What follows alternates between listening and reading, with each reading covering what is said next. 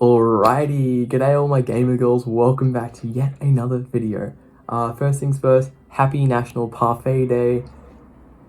What can I say? It's the proof is in the pudding. Pun not intended, absolutely not intended. Next thing, we're trying to hit 250 subs by the start of December, end of November. We got like a week left. I reckon we can hit it, you guys. That would be awesome. Thanks so much. Right now we're going to be talking about the most important tips in my humble opinion on for Hyperdrive players, for Hyperdrive bundle players. Honestly, most of these tips are probably going to be applicable to free to play as well, but I don't know, Hyperdrive is kind of trendy, and I've been making a Hyperdrive series on my account, so I think I'm qualified to speak on said topic, considering my main account, which is like 2 Galactic Legends, is a Hyperdrive, and my alt account is also a Hyperdrive, so it just runs in the blood, really.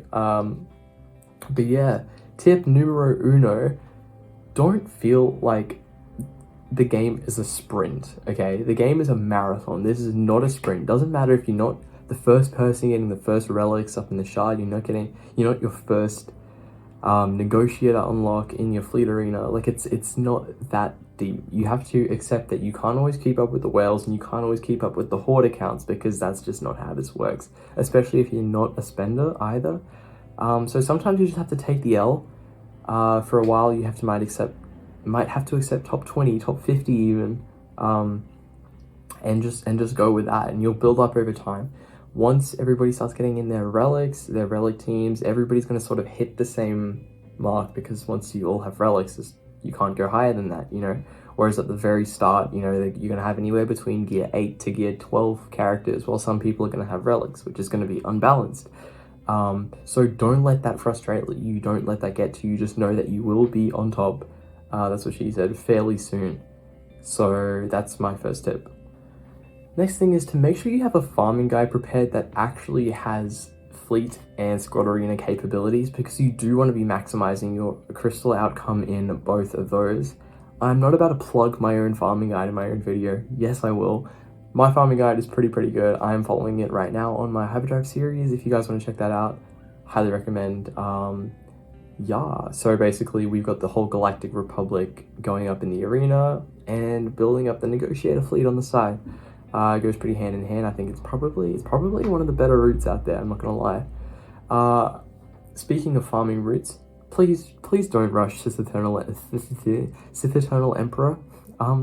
I know everybody's been brainwashed to do that, either him or SLKR. I don't know why does everybody want to do that these days?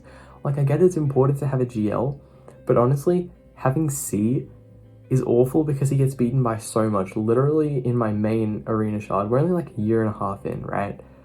Sith Eternal Emperors are hardly in the top 50. You don't want to be that guy, and especially it's going to be such a boring farm, because what are you going to build up? Your Darth Vader? Your half an Imperial Troopers team? Like, it's not that great, you know. You don't really build up that great of a fleet either. All you get is the TIE bomber. It's not that great. It's not that sustainable. And okay, who actually likes Sith Eternal as a character and a design and his animation? He's awful. I'm sorry. If you have him, you need to reconsider your life choices. No, I'm just kidding. He's not that bad, but I really don't recommend you rushing him either.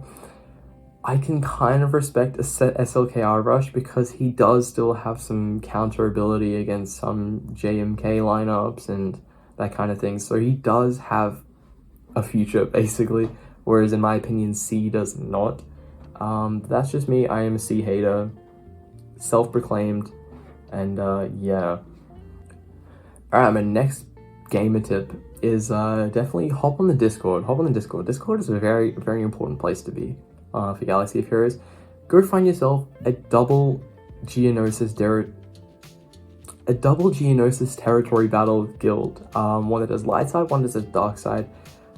If you can get like however many stars, just it's a good start. Listen, like, that's all you can really ask for at the beginning, is that you have a guild that actually does both, because then you're going to be getting a lot more get to, and get to is the key to success in fleet, because you can get yourself a negotiator or a malevolence fleet. Super duper important. Make sure you do that.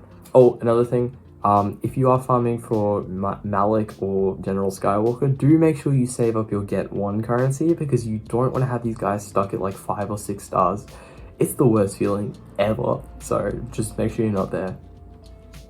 Next tip though is make sure, because right off the bat, right, you're going to have literally 0 mods. That is one thing this bundle does not give you.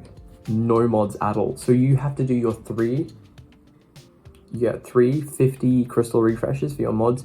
Do all 3 for at least the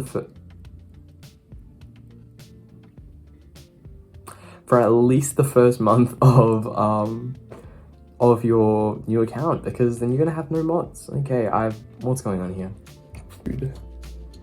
I think we're okay now.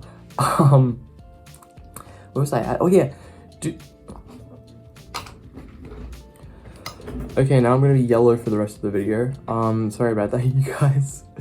Where was I at? Oh yeah, so 3 mod refreshes, you gotta do them all, because you do not want to get the, you don't want to underestimate the significance of mods early on. Listen, if you can outrun your opponents, you're gonna have a much easier time no matter what team you're using. Some teams it's really important to go first, but you have like full control over the battlefield essentially.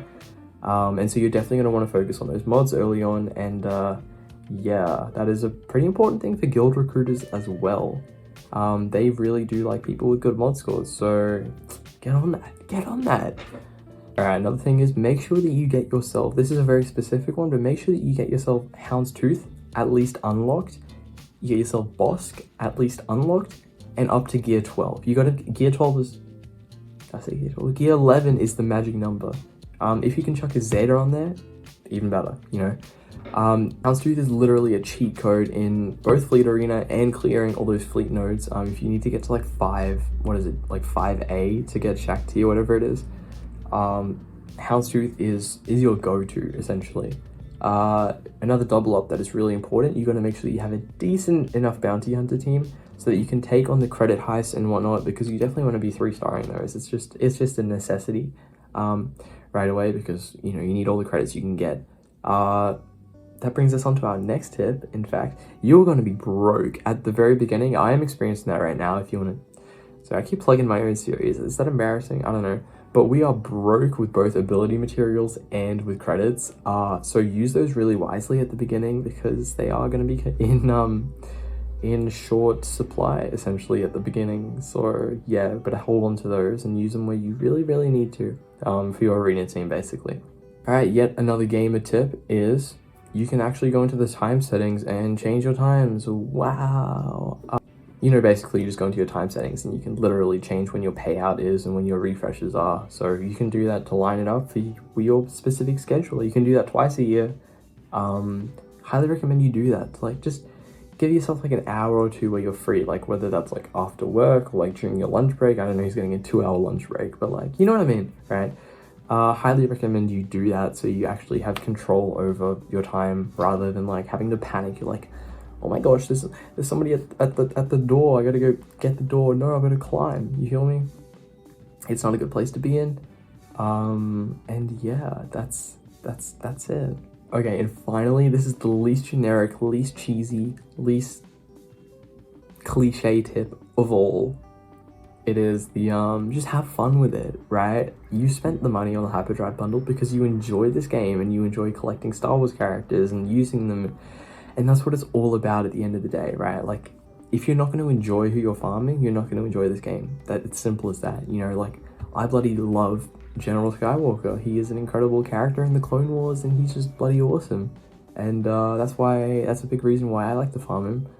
And also he's really good in game, so it's a nice overlap. So if you can find characters that you generally really like, and you can also find viability in different parts of the game, go for that. That's exactly what you need. It's all about having fun and actually going for what you want, rather than what's like tip-top meta best idea. It's all about having fun and keeping yourself motivated, engaging with the community, making friends, talking to guildmates, just keeping yourself going, keeping yourself motivated, enjoying the time, enjoying the ride. And yeah, so that's pretty much it for today. Thank you guys so much for watching. Once again, if we could hit 250 subs by the end of November, we got 1 week left, you guys. I would love you forever, and I will let you have my second born child. You heard it here first. So yeah, thanks again for watching. I will see you next time. Have a good one, and bye bye.